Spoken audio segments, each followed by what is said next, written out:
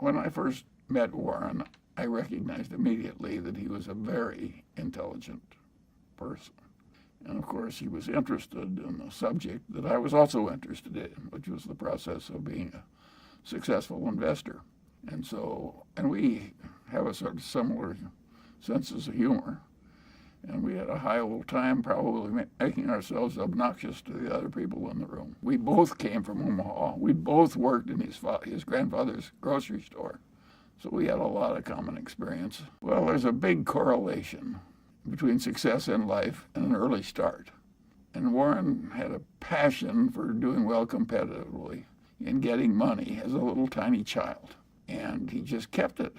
And now you add a very high IQ and a lot of energy, and he got a flying start. He made a lot of money buying thinly traded securities that were incredibly cheap statistically. And with small amounts of money, which is what he's working with, he could find enough of those to earn pretty high returns on capital year after year after year. Now, occasionally, the market would give him a big security to buy instead of an obscure. And the first one I remember of that kind was American Express, when the salad oil swindle pretty well clobbered that stock for a while. Warren went around, did a lot of research, and decided that it was a minor blip. The market was wrong and he was right. So he bought a big A-rated security and made a lot of money. Mostly he was buying more obscure securities that were incredibly cheap. I would say he was making most of his money in a very solitary fashion, just by sifting a lot of data and thinking a lot. And he could do that as well in Omaha as he could in Wall Street, in fact, better. I've never known anybody in a long life who liked criticism. Zero. So I'm sure Warren didn't like criticism. He taught a course on investments at the University of Omaha. And in that course, he criticized certain common practice in the over-the-counter securities market, where a securities firm often met an old lady in church and then sold her stock in a utility with a 5% markup that was sort of hidden. And Warren thought, well, that was dirty and cheating and inelegant. And of course, when he talked that way in his university course, some of the people who were doing it hated him. And so he got private criticism. People tried to keep him out of clubs and stuff like that. He likes to win at business. He likes to win at bridge. Now, he doesn't like to win at all costs. He wants to win by playing by the rules and all that. But yes, Warren likes to win. Warren is so competitive that if you watch his life, you will find that he doesn't play what he's not good at. When he got old enough so he couldn't play good golf, he quit. And he would do the same thing if his bridge skills went way down. Warren does not like to play games he's not good at. If he'd bought it in his partnership, which he owed more of, he would have made a lot more money. And as it worked out, he made billions and billions of dollars for a bunch of people he didn't even know. But I don't think he can call it a mistake in that sense. But I don't think he regrets it. It's given him a public platform. It's enabled him to, in effect, teach what he wants to teach. No, I think if you offered him to live his life over and said you can go back and buy National Indemnity in your partnership instead of in Berkshire, I don't think he'd do it. One of the reasons Warren's successful is he's brutal in appraising his own past. He wants to identify misthinkings and avoid them in the future. And in a narrow financial sense, that was misthinking. But I would say in a big sense, it was fortunate misthinking because his life worked out better. Well, Warren was very close to his father. Both Warren and I could look at our fathers and see what they did right and what they did wrong. Warren's father was a strong ideologue, real old-fashioned right-wing ideologue, as was his grandfather. And his father was so intense about it that Warren just decided that it was a mistake. It cabbaged up your head to be that much of an ideologue. So he loved his father, but he didn't want to become that much of a true believer in anything. And so he avoided it. What happened by accident? He had that contretemps where the CEO of Berkshire Hathaway tried to cheat him out of an eighth, And he got angry and said, well, hell with you, I'll just buy more. And that was a pretty silly way to behave, as Warren has recounted in retrospect. But it's what he did, and the rest is history. It happened to make his life work better, not worse. But it was an accident that he chose Berkshire Hathaway. If the chairman hadn't tried to cheat him out of an eighth on an $11 price, there wouldn't have been any Buffett-Berkshire Hathaway history. He'd made so much money for so long doing what he'd been taught by Ben Graham, which is to buy these very cheap stocks. And if they were cheap enough, he didn't care if it was a lousy company and a lousy management. He knew he was going to make money anyway just because of the cheapness. I always knew that would be self-limiting, that would only be available for a while and then would go away, and that it would be easier to make money by getting into the great businesses that either had a great manager or were businesses where a fool could run and still prosper. I don't think I did anything but maybe cause Warren to go where he was going to go anyway a little faster. I don't think I changed him. I think he would have been there anyway. There was more potential for the long pull than getting in the good companies. We both wanted them cheap, but cheap good companies was the field that we shifted to. And of course, that was really important when we started to buy whole companies. We never had an argument. We just kind of roll with it easily. We never had a fight. But suppose Warren doesn't want to do something that I would have done. And suppose that happens 4 times over 40 years or something.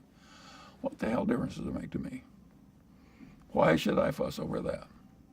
And also, suppose one of us makes a mistake that the other wouldn't have made, and that happens 4 or 5 times. Why should anybody care? Net, the record is working out fine. Yeah, we believe you. You should go at life with a certain amount of equanimity and rationality. He made millions and millions of dollars value investing in lousy companies that he bought very cheaply. Besides, it's unpleasant to watch lousy companies you don't like. It's much more fun to watch somebody you like and admire succeeding than watching some jerk kind of half mismanage some company that's very cheap. It's a better life. It's the reason we don't short stocks. Even if we could make a lot of money doing it, I don't think either one of us would bother. We'd find it unpleasant.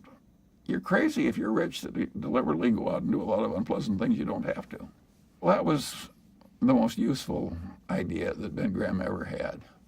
Have the mindset of somebody that was buying into a business planning to hold for the long pull. And use that mindset when thinking of stocks. And neither one of us have ever departed from that one. Well, remember, Warren had a long history of buying stocks below working capital per share, hugely cheap securities. And by definition, they were all pretty lousy companies. And in Seas, we bought a really good company. In its field, it was the best in its part of California, which is pretty much all of California. And it had a wonderful product, a wonderful reputation, and so on. And it had a powerful trademark and a good culture. And we bought that and made so much money. It just was eye-opening how important these brands were. I don't think that Warren would have made all the money that Berkshire made in Coca-Cola if he hadn't bought Seas. He learned. The record of Berkshire Hathaway and the record of Warren Buffett is a record based on continuous learning. If he hadn't kept learning from every experience, the record would not be as good. He learned from Seas that he should buy Coca-Cola. You really can understand the power of a brand more when you buy something very cheaply and you're still getting 300% per annum on your investment in cash. That draws your attention. A brand can be very important. He was just like me. He didn't improve much at all for decades. We were pretty good, but not really good. And then he really started working at it and working with somebody who was a world champion. And he is really quite good now, whereas I have stayed the same. Well, we found out what had happened, because we were on the board, and that's another example of a mistake that finally worked out pretty well. We never should have bought into Solomon. It was too much trouble, it was too much danger, it was too much involvement, and Warren would have probably made more, even though the investment finally worked out well. It caused a lot of agony, and Warren would have made more money some other way, better. So it was another mistake that worked out well. But the crisis, once we were on the board, the company could have gone under. It was a very serious, exciting crisis with crucial meetings. And if Nick Brady, the Secretary of the Treasury, hadn't relented on a key point, Solomon might have gone under. And he went with Warren because he trusted him, and it saved Solomon. It shows how having a good reputation is really helpful in life. The interesting thing about that is Nick Brady's family had owned stock in Berkshire when it was a textile company. And he, when he was at the Harvard Business School, determined it was a lousy business, and he had his branch of the family sell out. The other branch of the family stayed, and the guy got to like Warren when he came on the board, and he was kind of a stubborn New Englander. And he held all his shares in this lousy, failing business. And of course, he became enormously rich. Whereas Nick Brady, who made the correct decision to get out of a lousy business, watched his relative who knew less and hadn't gone to business school and so on, made this great fortune. Life is full of little ironies like that one. I don't think it bothers Nick Brady. He's a pretty mature fellow. But it was one of those crazy quirks of life. If you start with a bunch of lousy businesses, which is what we started with, but we're going to wring a fair amount of cash out of those businesses. So basically, we started out with cash and ended up buying a bunch of businesses, including insurance companies, and drove Berkshire without really issuing much stock to anybody, from virtually nothing into hundreds of billions of dollars of market cap. Nobody else has a record like that. There's some great conglomerates, General Electric, United Technologies, Honeywell, but nobody has a record like that. If you're in a big bureaucracy, it can't change. It's just too hard. So you may say, well, I'd like to operate that way with no overhead and just a few people at headquarters and quick decisions that are good. But they're locked into a procedure like the Army or Navy with lots of meetings and people, and they just can't get to where we are from where they are. And they know that, and so they just shrug their shoulders. If some people can do way better than I do by that method, why, God bless them. I don't envy them because I can't follow them. Well, I think the modern Berkshire is pretty much all a reflection of Warren. The businesses that he started with are gone. Most of them died under him. And so he's created Berkshire with nothing but a small bit of starting money. Well, he came out of a private partnership where people he knew were trusting him a lot when he was obscure. And he had his relatives in the partnership, and they were not rich. So he always had a good stewardship idea, and he just, as it got bigger, started treating everybody else the way he treated his relatives. That is a very good idea. I have a name for it. I call it extended Confucianism. It's a very good idea to extend your Confucianism, certainly to suppliers and customers and so on. It's so powerful. I constantly talk about Berkshire, a seamless web of deserved trust. It's such a simple idea. And then bureaucracy has so much dysfunction and evil buried in it, even when the people in the bureaucracy are not awful people. Running a system that has practically no bureaucracy at headquarters is hugely advantageous to Berkshire. I'll tell you how you do it. Have you ever seen a juggler juggle 25 milk bottles? How did he ever get to do that? The answer is he started with 1 bottle, then 2, then 3, and just kept doing it, and pretty soon he was at 25. And that's the way we did it. Now there's a limit. Maybe the guy has to stop at 25. And I don't think that is happening to us yet. Our return is slowing down, but Berkshire is still a collection of businesses that are above the average quality of the indexes. So it's a very respectable investment, even though it can't work the kind of miracles it did when we were young. That's a source of enormous satisfaction to both of us. I think our philosophy is basically pretty universal. I don't mean it's the only way to get ahead, because there are a lot of different ways to get ahead in a competitive, scrambling world. There are even some rogues that get ahead. I have always loved the statement of one of the popes about Cardinal Richelieu. And what the Pope said was, if there is a God, Cardinal Richelieu has much to answer for. But if not, he's done very well. Well, there are a lot of people who succeed like Cardinal Richelieu. I don't want that kind of success, but a lot of people get it. Well, we both love the investment game. It enables you to think about a whole lot of intertwined things. And you get to watch a lot of people who are fabulously good at doing something, who are your partners. That is very pleasant. It's a lot like being on a winning football team or something. And of course, the looking for new things is a lot like hunting and fishing. So we have a way of living that has both more pleasure and more achievement in it. So why wouldn't we like it? Nobody wins the game. We're all dead in the end. You just you just surf along for a little while and then you lose. By and large, it's all been pretty pleasant, and we've had ups and downs. I have never heard Warren complain about a downdraft. I've never heard him indicate that he regards the world as being unfair to him, even when Susie died, which really shook him up for quite a while even. But he never complained. He never thought the world was being unfair when they took her away. Some people just naturally complain, and other people are just naturally put their head down and soldier through it. Warren and I believe in soldiering through without too much fuss. But if you ask me as a voter, if I would vote the derivative markets like that one out of existence, I'd do it tomorrow. And Warren wrote the best and only letter when the options exchanges were allowed. He wrote a letter of objection. It was like the only letter. You really ought to dig that out and print it, because he was so right. And it was so early, and nobody else was saying it. So anything about Buffett ought to go back and get his letter about the derivatives in the option market. He said, we don't need these. And even when 2007 came, nobody dug it up and played it up big.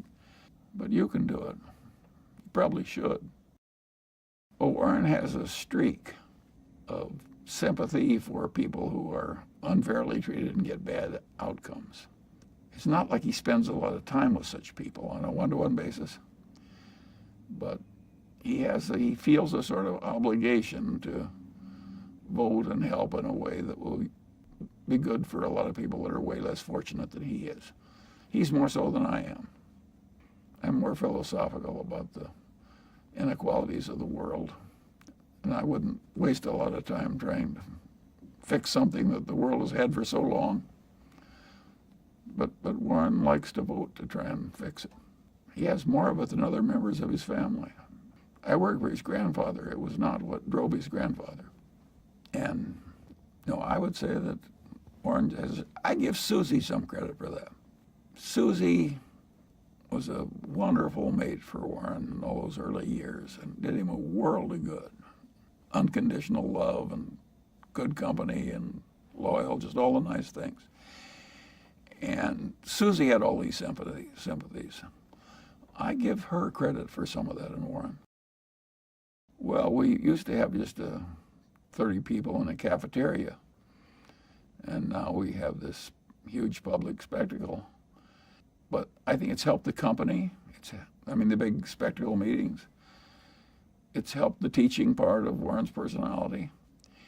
I think it's been very good for us. Remember, Warren used to volunteer as a teacher at the University of Omaha. He likes a certain amount of this. He would hate doing it all the time. No, I think Warren has his life just the way he wants it, including the annual meeting. Celebration is part of making a group of people work well together. It's a celebration.